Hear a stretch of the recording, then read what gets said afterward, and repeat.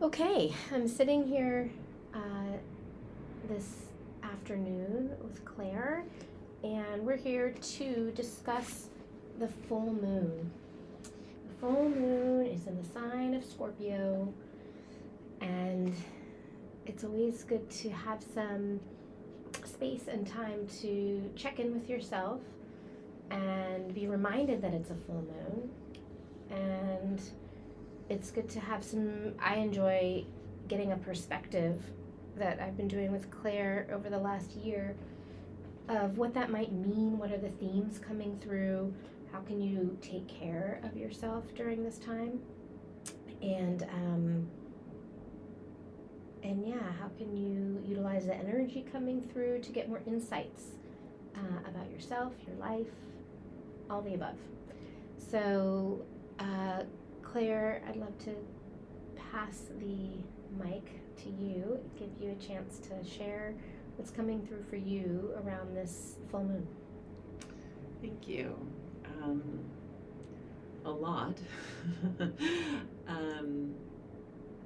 And more so than ever am I aware of our connection via the moon to the ocean. And I've just been thinking about that expansiveness today and yesterday, and I've been feeling the pull for a few days on this full moon, and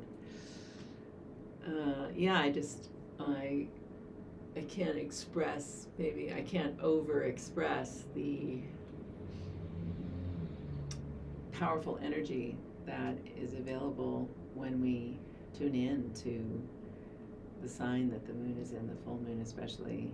And wow, just full moon in Scorpio has been quite a revelation for me, I have to say. It's been intense for me. Yeah. Yeah. So, let's start just for everyone to ground it in kind of just how we do this. The moon, we start with the moon. We start with the feelings that we feel, at least I feel astrologically when we think about the moon. I tell people you can shut your eyes, close your eyes, and just be with what's inside of you. And that's generally speaking the territory that the moon covers in your astrological makeup.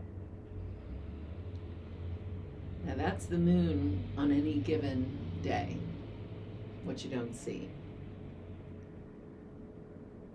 And Scorpio is really also about what we don't see, with the exception of when the animal Scorpio comes out to, some people might call it attack, but I like to think of it as protect, because that's sort of an impulse that's more accurate and more compassionate with that energy. It's really protecting something.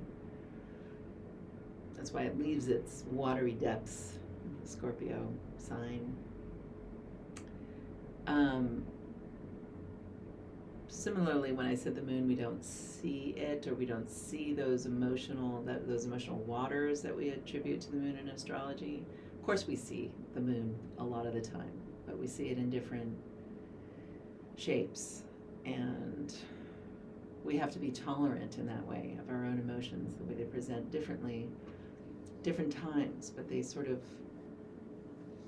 represent the field of depth and perspective that we could all use more support being conscious of and aware of and regulated by and to. So there's that similarity, I guess, I'm getting at, between the orb in the sky that's the moon and this energy that is attributed to Scorpio of most of the time being hidden away or not seen or not really connected with. We don't really always know our deepest feelings until we need to protect ourselves, and suddenly we know exactly what we think about the most important things in our life. When we feel threatened, we know very well what our deepest held truths are. And yet, oftentimes in this modern world, we don't really know what we feel. We're quite disconnected. We're very lulled into a state of disconnection with what we actually feel. So people pay other people a lot of money. There's a lot of sub economies of healing where people have to get help to understand what they feel because they've been trained to hide it away for so long and so well. And as we're their caregivers and their caregivers' caregivers and et cetera, there's a lot of numbing out in our culture. So I feel like this full moon in Scorpio is really, really kind of lowering the ship into the water. And might all feel that, excitement of actually being in a position of connection with intensity meeting intensity. Like full moon meeting Scorpio is it's kind of like a sound of a bat hitting a ball for just a massive home run out of the park. Just that crack of, this is really happening. And it's the exciting part of it. The scary part of it is it can be unsettling, disturbing, very uncomfortable, disorienting, feelings that we aren't, secondary and tertiary feelings beyond that sort of psychic or emotional discomfort. We're not used to feeling that, so therefore we can, our sense of control can feel then ruptured, and that has its own kind of secondary effect of us feeling panic or tremendous anxiety would be maybe a tertiary feeling of not being able to hold that discomfort. And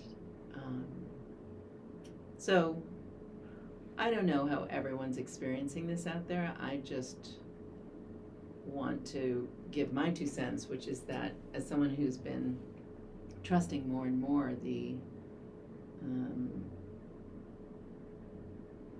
consistent inconsistencies of following the moon energy, I feel like this is that exciting, unexpected crack of the bat of a sound, a vibration that means business in the world of emotions, stuck patterns, unfair circumstances. This is game-changing energy. And I'm grateful for that. I'm grateful to feel that exists in these depths, in these dark depths, because it's sort of like, you can look up anywhere on the internet and find that the Scorpio energy is really about transformation. And when we're talking about the moon, being able to transform stuck patterns, emotional stagnation, it's kind of a hallelujah. And that's exactly why Scorpio is also associated with sex, with orgasm, with death, with that kind of transformation, things that really do blow our minds or change how we saw the world, or,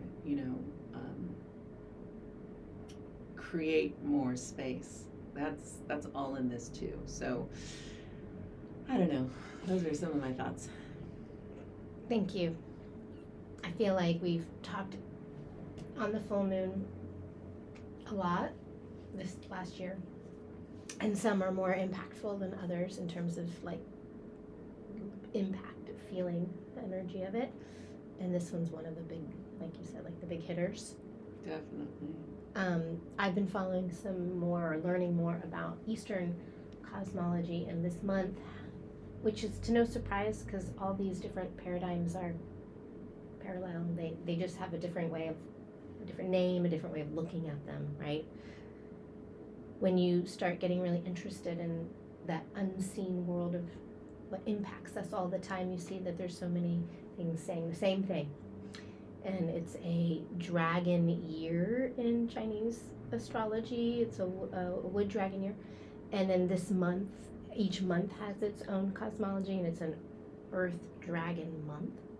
And they say, from what I'm learning, is that the element of earth is when all the things that you often haven't been able to see or notice come way into that fruition of it, like comes to a head, like in The flowers. Yeah, you see that it's kind of like the full moon. So yeah, I resonate so much with the themes for me too. Control, intensity, all those things. So hold on tight. It's never like a just or let go. Or let go. Thank you.